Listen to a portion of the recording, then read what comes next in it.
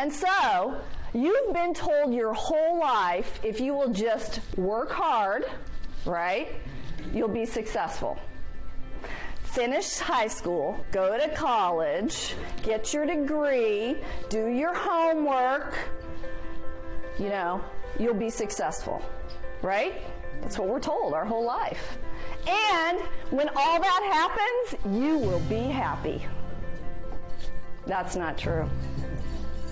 Some of you have already figured that out, I can tell.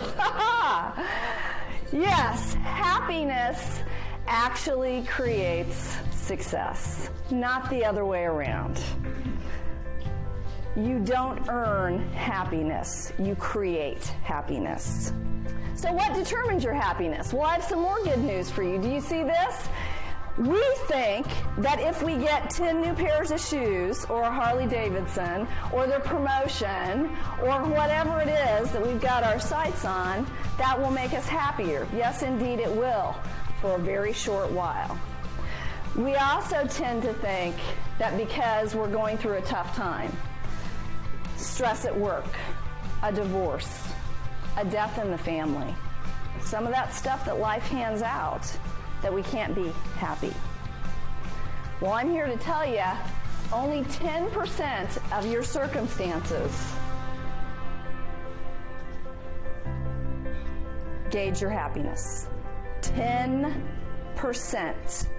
Those shoes, that Harley, that divorce, it's not going to make a long-term difference in how you feel. Now, just like you have a certain hair color, a certain height, some of that is genetically set, 50%. But look how much of it is intentional. 40% is you. It's what you do. It's what you think. It's how you behave. It's what you choose. So I'm here today to give you some ways to maximize that 40%. So you have to be intentional. You have to use the front of your brain to change the habit, and then it gets embedded. So this sounds crazy, but it's the first thing I want you to pay attention to. In order to get happier, do more of what makes you happy.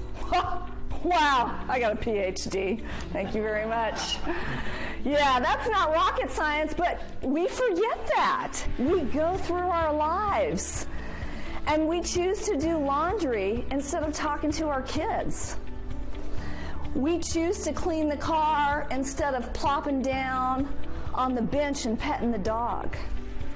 We make choices all day, every day, where we don't choose happiness. Look for opportunities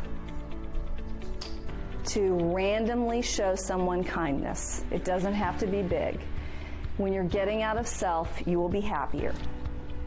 It's not really about what's happening to you. It's about how you perceive what's happening to you.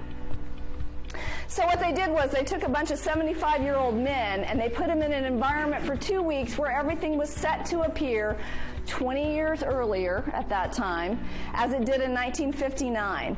And they measured their posture, strength, cognition, and short-term memory, and their eyesight. And at the end of 2 weeks, all of that had improved. Notice that last thing, vision. That is physical. Think about that for a minute. 2 weeks in an environment where they were taken back 20 years, their vision improved. How much do you think your perception is influencing your reality?